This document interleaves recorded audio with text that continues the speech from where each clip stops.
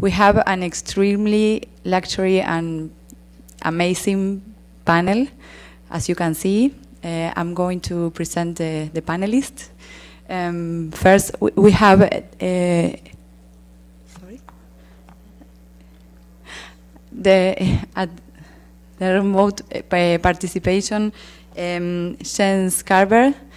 Jens is the advisor and program manager, ICT for development at SIDA, is Swedish government. Then I'm going to start from the top. It's Paul Wilson, APNIC CEO. And he's from the technical community perspective. Laurent Elder. Laurent is an expert in information and communication technology for development and is the program leader for information and network program at the IDRC. He's got the Canadian government view. And then we have Binserv here. Is Vice President and Chief Internet Evangelist for Google. So he's going to give us the private sector perspective. We are going to start with some opening words from each speaker. We are going to start with Jens because I think now the remote participation is working. So Jens, if you can listen. Yeah, I think Great. I can hear you a bit. You're breaking a bit, but I'm here. Okay, Jens, we are going to start with you. If you want to share some views, some words about your perspective. Yeah. Okay. So as I was presenting, I'm a program specialist at ICT for Development at SIDA, which is a Swedish International Development Cooperation. So we are working with taxpayers' money, and I think it's important to start there because that gives us a big responsibility to what we're using our money for.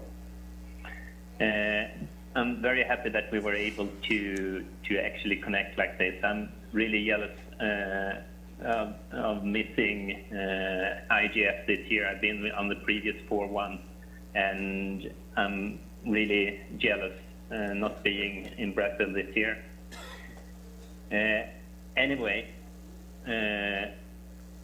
I think before starting to drill into details, I think it's important to define what innovation is for SIDA. For SIDA, innovation is not just new technologies, but it also could be old technology used in another way. It could also be method. Yeah, absolutely. Yeah, we met with in one of our trips to New York. It's a full new crowd for us there. Yes, completely. Am I still on? Okay. Super. So we're just talking this morning about commenting on the draft outcome.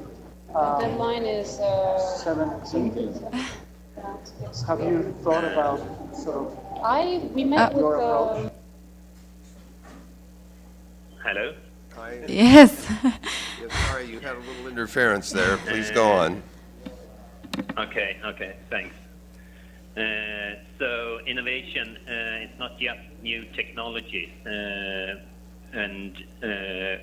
or technology at all, but it could also be a method of ways of working. But also to say that SIDA is not an expert on the innovation itself. We maybe be innovators within the field of development itself, but not when it comes to technology. So when we work with innovation, we are doing that through our partners. So what we are experts in is to assess our partners and their knowledge and ability to deliver what we are looking for. And I think that is important to say because we are very seldom assessing innovation itself or the innovation itself. That's our partner who does that. But also to say a few things, I think it's important when we talk about innovation to talk both on long-term perspectives and short-term perspectives. Long-term perspective for SIDA would be to, and I think you also can see these concepts built up in the SDGs. For example, in SDG 4, education. Education is in many ways self-explanatory, and it's about building people's ability to innovate, to learn, and to develop themselves. But another important aspect when we look long term, and that is something that SIDA works very heavily with, and that we find in the SDG 5, gender. As it is today, we see that gender or gender equality is a problem.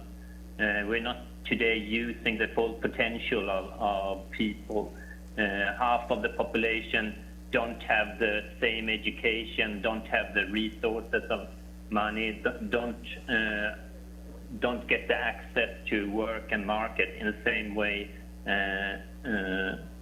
And we see, especially I would say within the technology field, that this is a problem. So there is something that SIDA is working with very heavily with when we are working with ICT, to see that men and women get better access, both men and women get better access to ICT. When we go more into mid or short-term solutions, it's very important to work with government and industry to develop local markets. And in this, it's also very important to work with different types of research to develop these areas. Then just to get down to what I do and how we in the direct support within the ICT area are doing. One good example would be the support we do have to Seed Alliance, but other challenge funds as well. This is a way for SIDA to work with smaller developers, also with organizations that we normally not are able to support, but through intermediators like APNIC and LACNIC and AFRINIC, we are able to reach those actors. And this is very important and crucial for our work, to work through local actors. And I think that is also one very important aspect of innovation. We need to work locally because the context is very crucial to develop innovation. But to complement that, we also need to find ways of getting to scale. So we do need different kind of incubators who can help innovators and others to learn the market and to develop their skills of how to market an innovation and get it up to greater scale. And one last thing I think which is very important, I think Laurent brought it up last year on this session, that is failure. And I think very important to learn from failures, and that is something. If I should be critical to development and what we have been working with, I think that is something that we haven't done our homework good enough. We should be better on reporting on failure and learn from failure. I think I'll stop there and leave it over to you. Thank you. Thank you, Jens.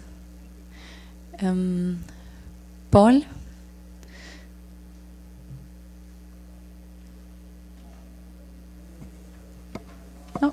No, it was on there.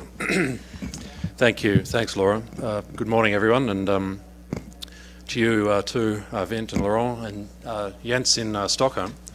It's great to be here today to talk about funding challenges for innovation in this multi-stakeholder context. We've had similar workshops in IGF before, in Bali and Istanbul, on this whole question about where multi-stakeholder processes and funding for development challenges meet.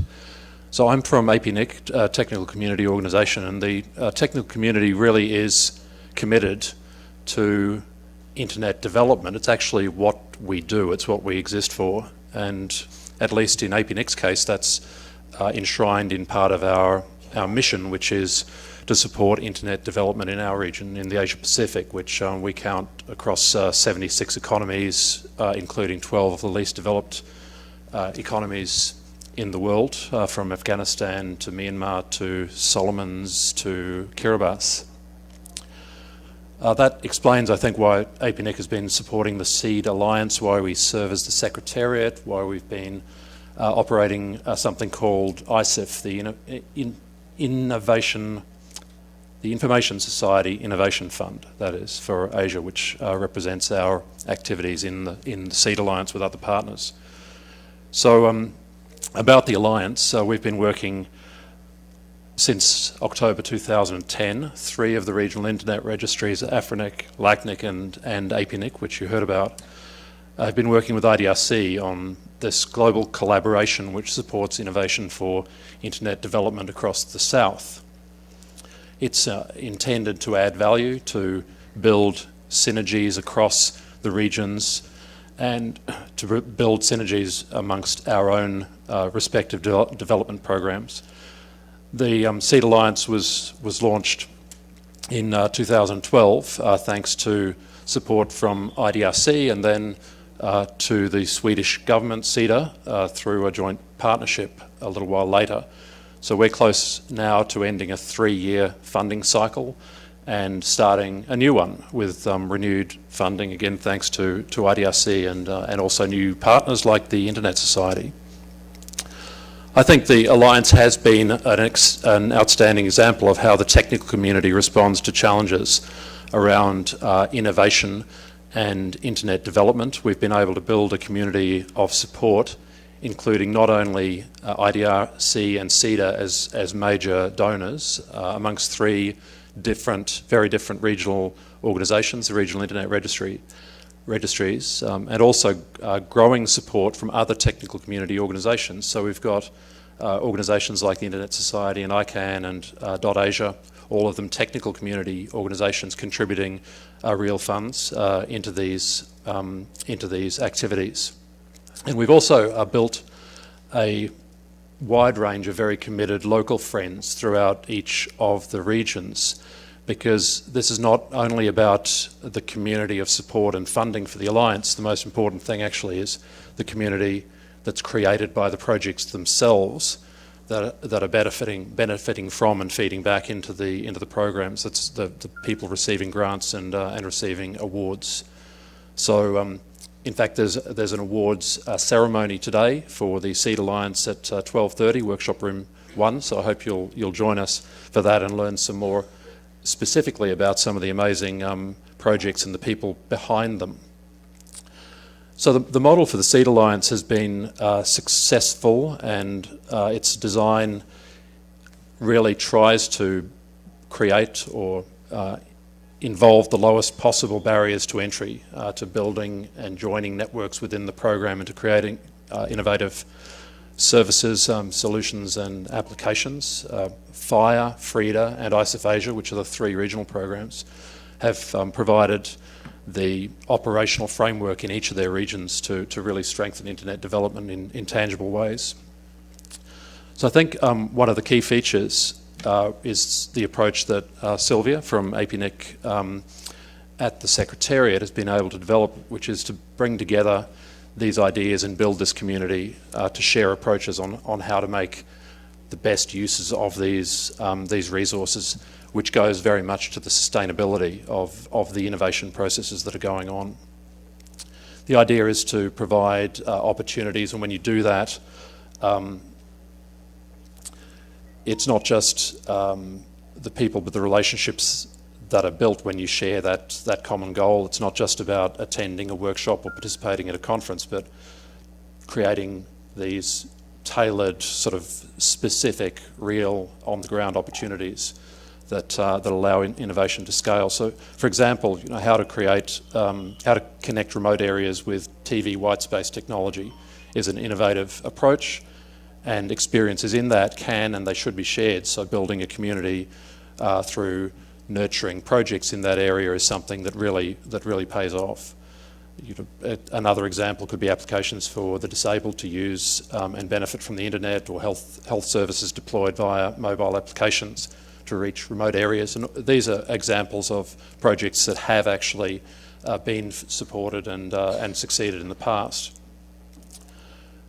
To the Millennium Goals, it's I guess we all know that it's under Goal 9 that is to build resilient infrastructure, promote inclusive and sustainable industrialisation and foster innovation. And 9C says that we want to significantly increase access to information and communications technologies and strive to provide universal and affordable access to the internet in least developed countries by 2030. So the MDGs previously provided a focal point for government, and they were quite narrowly defined. And although they applied to all countries in theory, they were in reality considered for mostly targets for poor countries to achieve with finance from wealthy states. But in comparison, under the new set of goals, every country is expected to work towards achieving the SDGs. And the thing is that how to fund that is the $1 trillion question, literally. In a report last year, the committee said that public finance and aid would be central to supporting the implementation of the goals. So I think we can be really happy about the recent adoption of the 2030 Agenda for Sustainable Development, which include 17 important goals. The importance of that is that there's now room for collaboration specifically, and a call for collaboration under the new goals, and a recognition of the role of the private sector and other stakeholders to focus together in a multi-stakeholder way, naturally, for the next 15 years of growth of the internet. The first Sri Lanka, first email Hanoi to Ho Chi Minh was actually an IDRC funded project.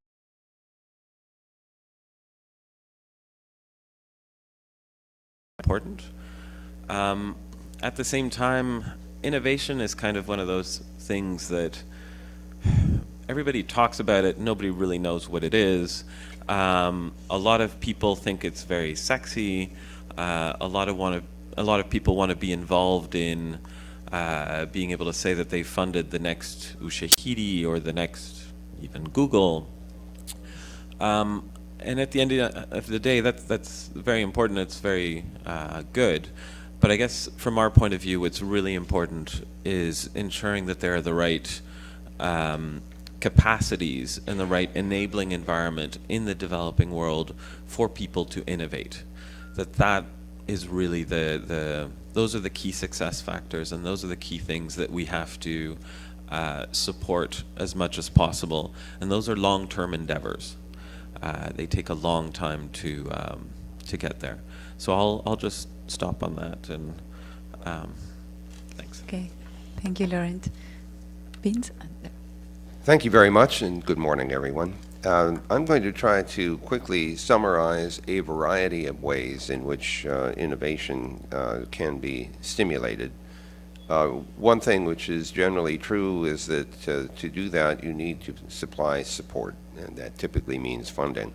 And so I wanted to quickly relay for you, or lay out for you, a variety of ways in which new ideas get funding. In America, for example, a number of our agencies and departments fund a great deal of research. So the Department of Defense, the Defense Advanced Research Projects Agency, which funded the ARPANET and the Internet, for example, the Department of Commerce, NASA, the National Science Foundation, and the National Institutes of Health are examples of research funding agencies often aimed at basic research, among others. Indiegogo would be another example. These are typically working well when there is a concrete product that comes out. For example, if there's a thing which you find interesting and the company says, if I can get $500,000, then I can produce this thing for $100. And so if you will please buy one before I've produced it, I will have enough revenue to actually, or funding to actually develop the product. I've seen movies funded this way. Indiegogo was started out mostly to fund independent filmmaking. Within the U.S. government framework, there's something called the Small Business Innovation Research Program, which spends money on small businesses that are looking for support for their innovative activity. There's a concept of a cooperative agreement, which has been raised to an art form at the National Science Foundation, where the NSF supplies funding in cooperation with, for example, a university or even a consortium that might involve the private sector. The cooperation means that they collaborate together. It's not just a grant given to the receiving party. What's really important, I think, in order for innovation to succeed is that these various risk funding methods remove enough risk to get to the point where a venture capital company is willing to invest. And it's only until enough risk has been removed from this initial research that you get the venture capital people participating. At Google, we have several different ways that we approach innovation. One of them is to allow our engineers to spend 20% of their time exploring ideas that may not necessarily have anything to do with the Google product line. And actually, to be honest with you, I think it's assumed that the engineers are going to do that anyway, and so we just build it into the business model, knowing that some 20% of their time will be spent looking at these ideas. Our investment structure is 70% on the products that we currently have, 20% on products that are related to our primary product line, and 10% on blue sky. So you hear from time to time about the Google moonshot programs like self-driving cars, or the Project Loon with the balloons that are up at 60,000 feet. There are a number of other similar things, and we've restructured the company to increase our attention to these very high-risk programs. There's also funding coming out of Google, for example, to universities. So we accept proposals from a variety of universities, and we've started to do this outside the U.S. as well. These proposals are examined by Google research employees and are evaluated for award. Another thing that we've chosen to do inside the company is not to create a central research organization. That's not quite true. I'm part of the central research organization, but it's relatively small. A lot of our PhDs and research capable people are in the rest of the organization. They're in operations, they're in engineering, they're in sales, they're in marketing. And so the R&D activity in Google is spread throughout the company.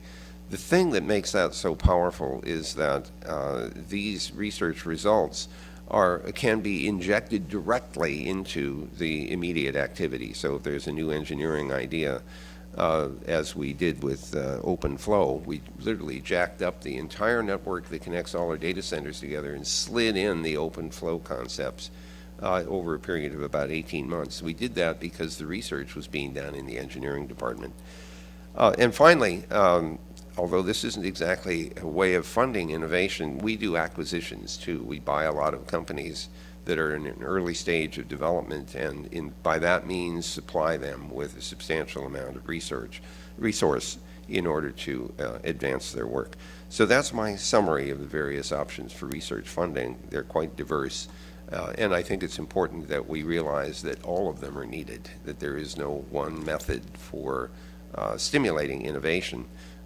In all of these various alternatives operate in different risk levels. Thank you. Thank you, Vince. Thank you all. This was very interesting. I have some specific questions. I think that maybe you all talk a little bit about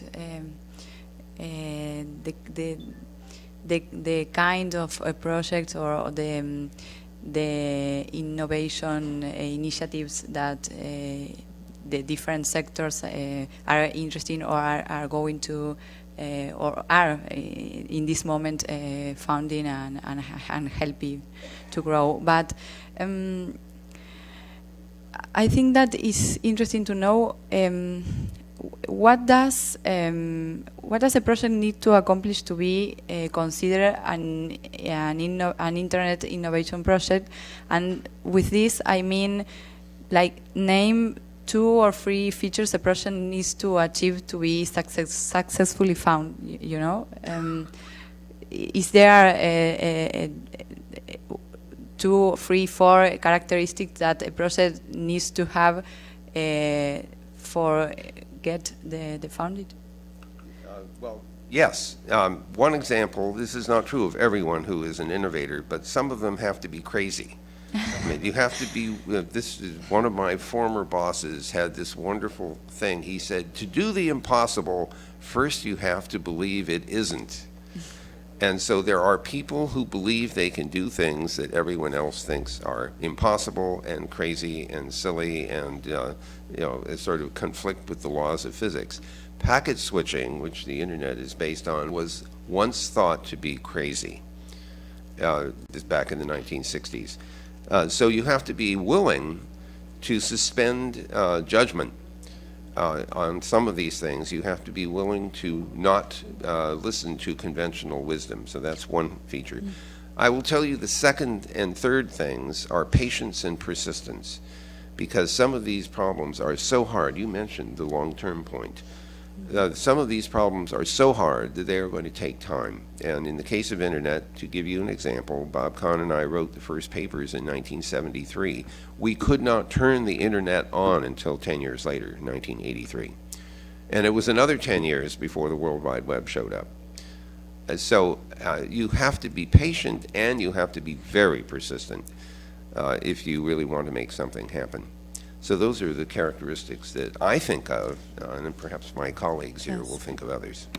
Great advice. Take notes. I think I will put, in our funding criteria now, we will put like crazy or not as one of our, Okay. I think that's a good one. Yeah, as been mentioned, the persistence is really key. Most of our successful projects were projects that we were actually involved with from small little pilot to something that just got bigger and potentially scaled. An example is, and sorry about the phones, and I realize our phones are bleeping like crazy because of Twitter, and Paul's phone actually sounds like R2-D2, so it's kind of fun. One of our successful funded innovations was HarassMap in Egypt, which maps out incidents of sexual violence. Interestingly, it's based on an Ushahidi open source platform, so they were just able to replicate that platform.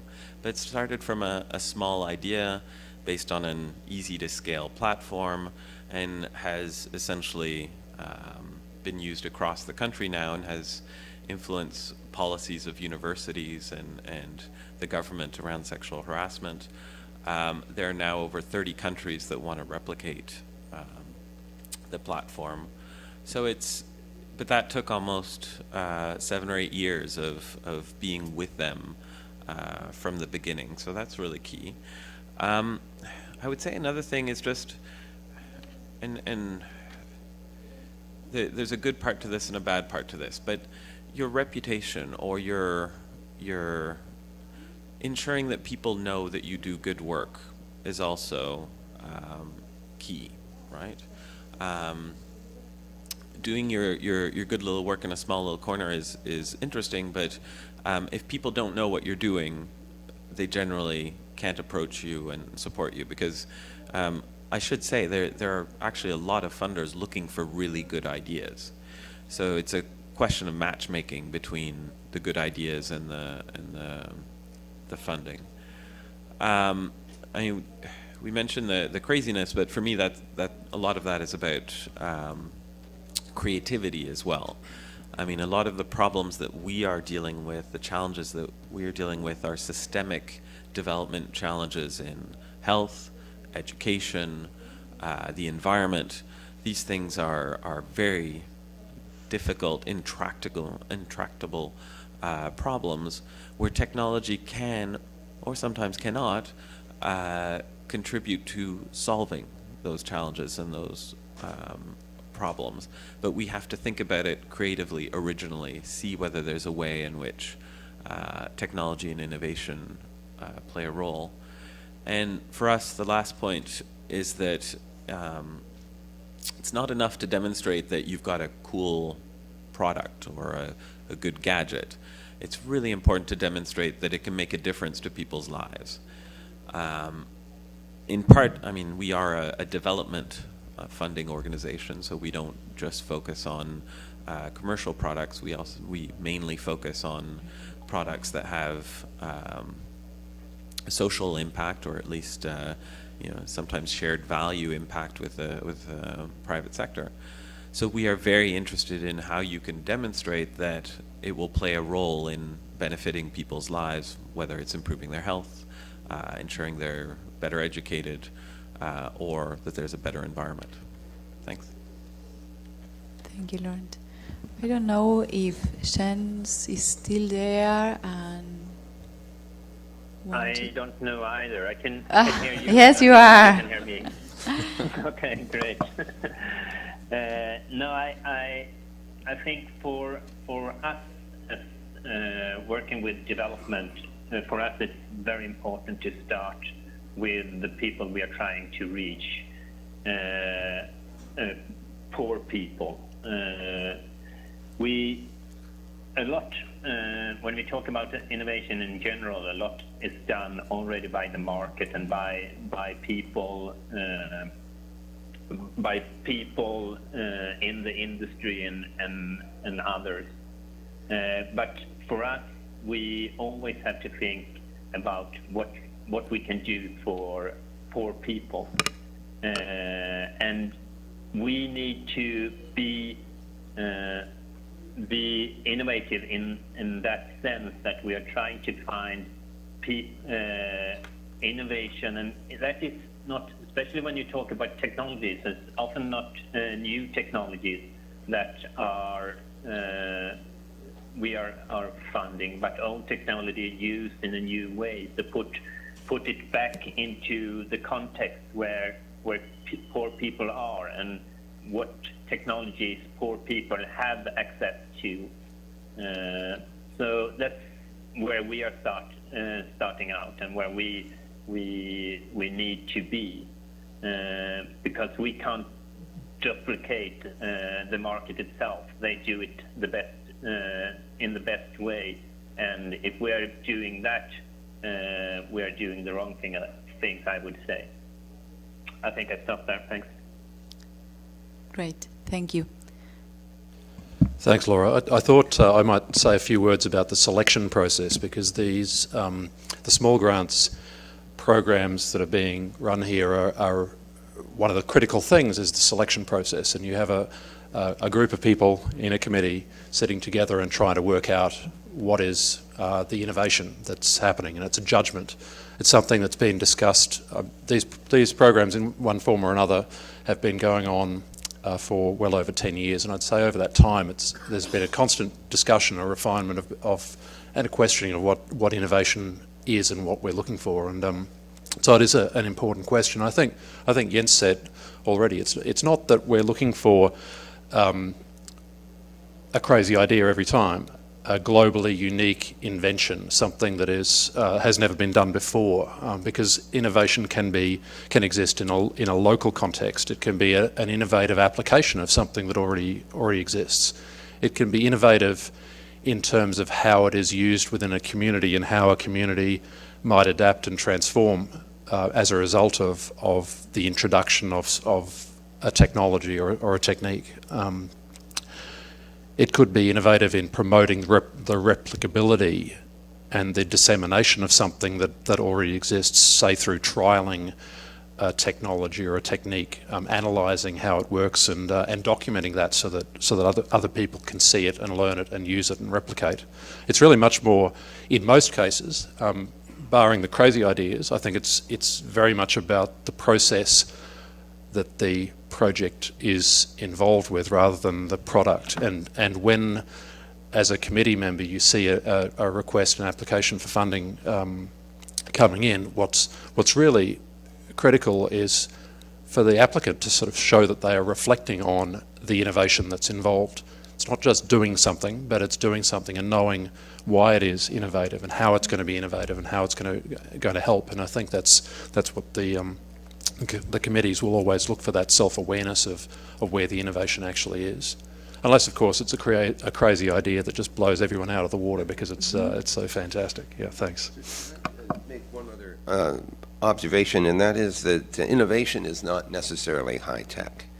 Sometimes it is recognizing an opportunity to use local materials and local designs, maybe implement something differently than before, but it isn't always high-tech, and that's a very important rule to hang on to. It's the ideas that are important. Thank you. I think this was very interesting, and we can get real input about what you are thinking about when we talk about innovation projects. Then I think that it's important to know also what challenges are you facing reaching the innovators, from the other side, and how the different sectors try to ensure the sustainability of the project that you support. The question how you find the innovators or how they find you or how they find sources of support is really quite interesting. With this online environment, sometimes it's easier to find these innovative people than it was in the past. Sometimes they'll show up because they've created an app that gets a lot of attention, or maybe they're simply talking on a blog somewhere, or maybe they're on a website and there's an exchange of points in discussion. At Google, one thing we've tried to do is to concentrate those innovative people in one place so they can stimulate each other.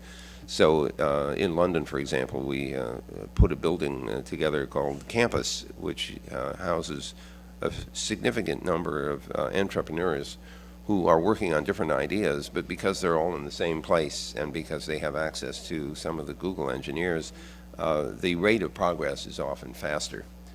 So I think that discovering ways of helping people become visible, which one of the two of you pointed out, I think is very important. And what I immediately thought of when you mentioned visibility was something that Ted Turner was asked. He said, how is it that you were so successful?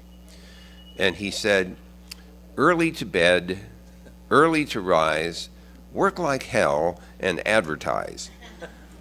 And it's not bad advice.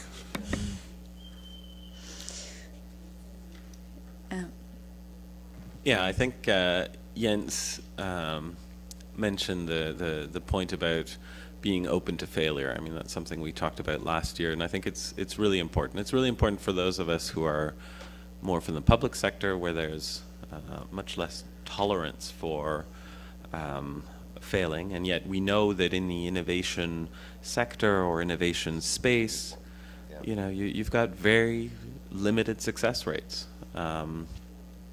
Usually, some studies say about 10% of what you fund will actually have commercial success. Social success, possibly even less. So this is a very difficult field to be in. So when you're in the private sector, I think that is something that is appreciated, taken into account in the process. In the public sector, dealing with taxpayer money, that becomes much more complicated. So that's just something we need to deal with. Although linked to that is actually the fact that I find in our sector there's sometimes too much funding of the successful cases. So, there might be a few key projects that end up being, seen as winners, and they end up reaping the rewards of the funding environment. I mean, I think of a group like iHub in Kenya, which is a great institution. I mean, it's a technology incubator in Kenya. It was considered one of the 50 top companies in the world by Fast Company. We support them. I think CETA supports them. Basically, just about every funder supports them at this point. But I was just talking on the bus with a colleague from Kenya, and he said, like, yeah, you fund iHub just like all the other donors fund iHub, and what about the next iHub? What about the next people who might have a good idea? And that's where we need to be better at discovering who the next iHub, the next Ushahidi will be. Great, thank you, Lauren. Paul? I guess there's some sort of ratio of a standard averaged ratio of how many failures it takes before you actually succeed at any given enterprise. And I think by funding failures, we're also helping people to get closer to the ultimate success. So the success is not just, or the sustainability is not just that you've produced something that succeeds and pays for itself financially, but it's in creation of the avenues for learning and collaboration and wider support and networking and so on. It's the organisational capacity building of the organisation itself, the challenge of implementing, of succeeding or maybe more likely failing in the endeavour that actually will still, in any case, not in every case, but where a careful decision is made, it will bring someone closer to the success that they're looking for. Thanks. Thank you. Chance? Do you want to say something? I actually missed quite a big part, both of the question and the responses from the others. So, could you repeat the question? Yes, we were talking about the challenges to reach the innovators and how to ensure the sustainability of the project that the agencies or the private sector supports. Okay, thank you. No, it's to reach out. It's a bit what I've talked about earlier, that we ourselves are not reaching out to the innovator directly to the innovators, but rather through intermediaries. We're trying to work with other organizations that are experts in innovation and so on, to find the innovators themselves. But when saying that, it's of course, I think what might be a problem for an organization like us is that we quite often tend to work and collaborate with partners that we already know. And that could be a problem in itself. Instead of working with organizations with the private sector better, and so on. So I think we are trying to change that, but I think in the pace we're changing it's a bit too slow, and we need to be better to develop that work. Okay. Yeah, thanks. Thank you. Could I say something? Yes, Something course. about sustainability. The National Science Foundation created a very clever idea. When it was preparing to shut down the National Science Foundation network because it discovered that the universities could purchase internet service in the commercial market, rather than just shutting everything off, they shut down the NSFnet, but they opened up things that we would call internet exchange points today. But what they did was very clever. They said, okay, you can propose to open up an internet exchange point, and we will subsidize that operation, but it will be on a declining basis. So if you are not self-supporting after 3 years, then our funding will go away. So the idea here was to provide a glide path towards sustainability. And by putting a finite time bound on it, they removed or reduced their own risk factor, which is if it didn't work after 3 years, then it was over. Another way to do that is to fund things for a finite period of time and say that I will stop funding after the 4th year, and you have to figure out during that period how to become self-sustaining. So these are ways of helping, providing incentive for achieving a sustainable operation. Thank you. Great. Okay, I have a last question, but I think that it's better to leave it to the end, to the closing remarks, because we don't have much time, and the idea is now to work in groups. We are very interested in what you have to say. You are on the other side, and you are working in projects in innovator in internet. So we identify 4 themes that I think that represent what today are the general challenges that organizations are facing towards get funding. One of them is we called it too big, too small, and it's about the gap between small organizations working with specific issues and the challenge is to get these small grants, and a big organization getting maybe the big amounts, and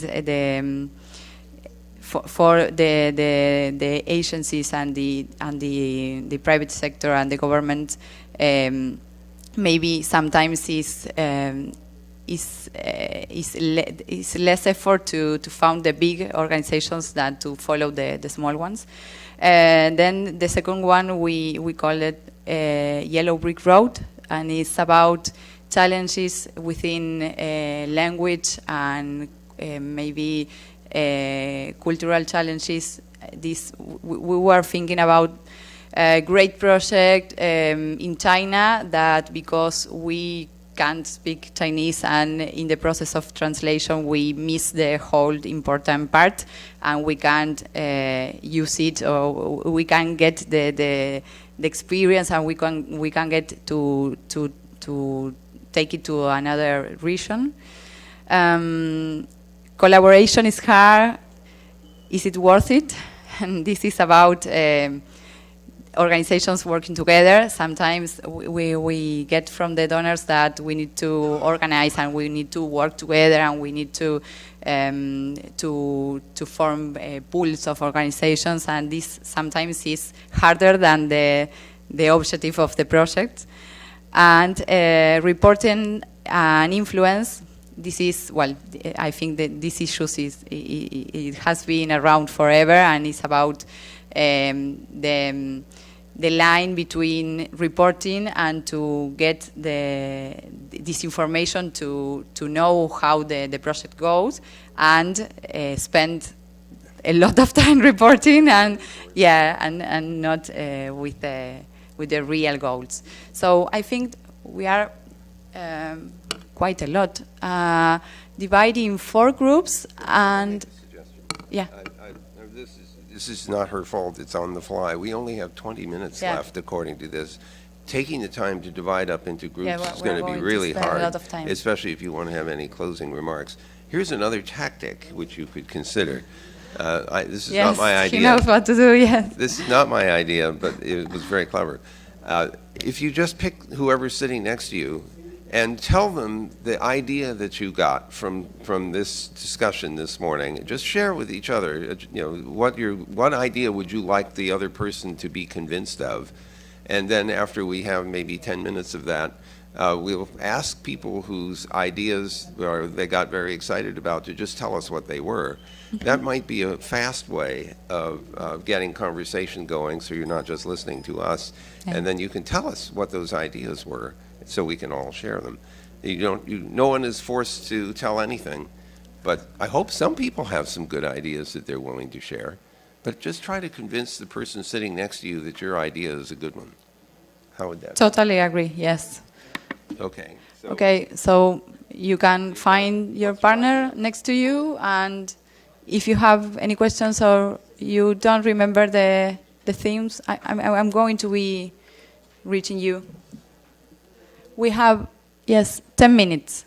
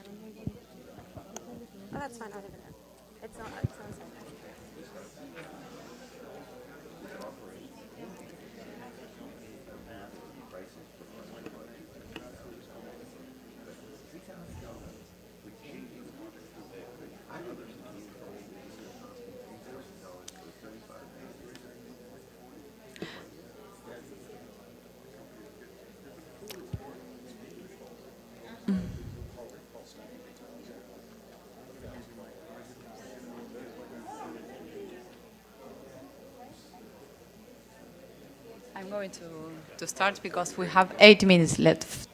Sorry, the microphone was on. Okay, we have 7 minutes now, so we really appreciate if you have questions, comments, ideas, suggestions. Just raise your hand. All right, here? Yeah, yes. Please introduce yourself. Okay, I'm Rodrigo from Brazil. I work at Dynamo. It's an association in Brazil for startups and innovation. So we try to work with a lot of associations in Brazil. We represent them for public policies for the government, federal government. Well, what I was hearing here, it's very amazing what all the things that you told us. But there's two concerns that we see in Brazil and other countries that are not United States and companies that are well developed, is that we have big problems in cultural problems for the entrepreneurs in Brazil. And we also have public policy problems in Brazil. So, and a lot of other countries. And these issues are a lot bigger than the venture problem, because we have money in Brazil, we have investors that are interested in startups in Brazil, but the big problem that we have is that usually the startups start here. When they're starting to get successful, they go outside of Brazil, they go to the US, to UK and other countries, because investing in Brazil is very difficult. And I'm sure that happens in a lot of other countries in the world. So I think that's something, that's an approach that we also need to look at, because looking at what you're saying works a lot in the US, but when I look at what you're saying in Brazil, it's not like that. It's a lot more difficult. So the failure problem is a lot worse in Brazil, a lot worse. So you can't fail in any way, not only in the public sector, but in other sectors also. And so we have a lot of work in Brazil on cultural problems and also in public policy problems that we're trying to tackle, but it's going to be a long road across. So investing in these startups has to have this in consideration in Brazil and other underdeveloped countries. Yeah, could I ask, hang on to the microphone for a second. Sorry. We only have a little bit of time left, but do you have ideas for solving those cultural problems, for example? Because those are hard. Yeah, they are. What we see in Brazil actually is that it doesn't start in the universities and the schools. I think what we're trying to focus in Brazil is work with the universities, because Brazil doesn't have the Y career. So you in the university you don't start as entrepreneur. You always are being taught to be a worker for. So what we're trying to do is make the Y career in the universities also. We need classes in Mavericks. That's what we need, right? Yeah, that's true. Thank you. Thank you. There we have another participant. Hello, my name is Dr. Sara Khurram. I'm from Pakistan, and my startup's name is Doctors, where we connect female online doctors to rural communities by video consultation, in a very short meaning. My query is that whenever you're funding, we talk about funding in countries like Pakistan and the countries around, there's always a huge risk associated, whether this funding is going to be used for the right method or not, whether there's going to be some corruption. How do you analyze your risk when you're funding us? Because that's a huge problem when it comes to funding in my country, that funders are very scared because that money can be corruption, because it has happened in the past, unfortunately. And also, we find it very inaccessible to reach out to funders, because, as he said also, they only go for the big organizations, and small organizations get ignored. So what is the right method of reaching out to the right funders? Thank you. Do you want to say something? No, I think that's a really good point. The risk assessment, that is always a part of how we decide whether we fund projects or not. There's actually a whole. This is what happens behind the screen of the funder, is that we go through a whole process of appraising your project, different categories of appraisal. One of the biggest ones is risk. To what extent is there country risk? Is there institutional risk, administrative risk? And this is a problem because at the end of the day, what happens is, as you just said, it's the more longer-term, stable, bigger organizations that can demonstrate that they know how to mitigate those risks that tend to pass that criteria better. Now, that said, we're kind of lucky because I still think that despite being a bureaucracy that is concerned with risk and accountability, we also have some flexibility at trying out new ideas, crazy institutions that might be the next big thing. And I mean, in my tenure, I've seen us be able to do that and make a bet on certain smaller organizations that really worked out quite well. Now, it helps that we're in the field. We've got an office in Delhi, so we kind of pretty much know what's going on in Pakistan. We've got an office in Cairo and in Nairobi, so we know what's going on in Africa, an office in Uruguay. We have a better sense of what's going on in Latin America, and that helps. Being in the field really helps to get in touch and better understand who's doing what in the field. Thank you.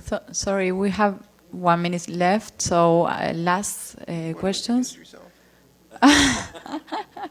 Sorry, we're laughing because I forget to introduce myself because I present the panelist. I'm Laura Kaplan. I'm Development and Cooperation Manager for LACNIC. I'll be here if you have also questions or want to talk about what you need. I'm here. I don't know if there's a last question or suggestion from the audience. No? Oh, there. Okay.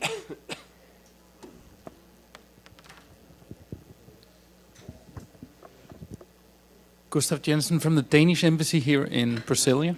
We work a lot with technology in Brazil, and I do see some of your problems, and I also have a very physical thing that is internet is kind of very, very necessary for starting up companies. It works in Sao Paulo, it works in Rio.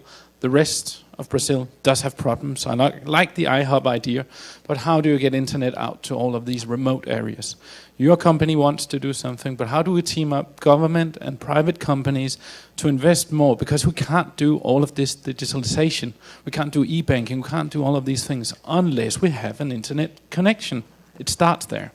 So how do we put more? And my friend from Afghanistan here, he says it's the same issue they have. So I have a couple of answers to this. One of them is outside the building here. If you see O3B, those satellite ground stations, they're dropping 400 megabits a second down and 100 megabits up. You should go try this out. So that drops a lot of capacity in places that would normally be disconnected. But the other thing about internet, which is really cool, is that you can build some of your own if you want to. The equipment cost of building a piece of it is getting cheaper and cheaper. So if you have the expertise, and there are ways of learning, there are people at like the Network Startup Resources Center that can come in and train people. It's possible to build a piece of internet and run it and then find somebody to connect to. It doesn't solve all the problem that you're raising. But the fact that we have this incredible range of ability to implement small-scale, community-sized things versus, big ground stations makes it possible to solve that problem, whereas it might be impossible otherwise. Okay, thank you, Vint. Okay, we are out of time. Okay. Hi, I'm Nicolas from Altermundi, from Argentina. We work exactly doing this that you were talking about. We build community networks. We help people build their own networks in very small towns and rural places. And there's a lot of information and a lot of software and do-it-yourself hardware available for people that really want to build their networks, and a lot of working examples nowadays. So if anyone wants to talk about that stuff a bit more, I'm also here. Okay, thank Thanks. you, great. Okay, thank you all. Thank you, a very, very special thank you for the panelists. We are going to be here all week, so I invite you to reach us any moment at the coffee break. Yes, and a last announcement. Today at 12:30, we are going to have the award ceremony for our global projects, the winner of the free projects from Asia, Africa, and Latin America. We are going to be at room 1, and you are all invited to go. So see you there, and see you around, and thank you very much to all of you. Thank you. Thank you very much. That went very well. Thank you. Excellent. Yeah. I will be at this thing. Get that on my calendar. Okay. Would you mind just 5 minutes to take a photo of the panelists? Okay. Am I running late? Okay. Oh, great. Oh, that's wonderful. Okay, so they want to do a photo op. ¿Aquí o...? Okay.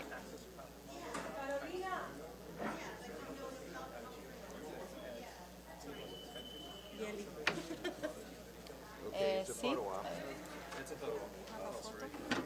Just a sec. Take a photo of the panelists and Carolina. Closer together here. Vamos.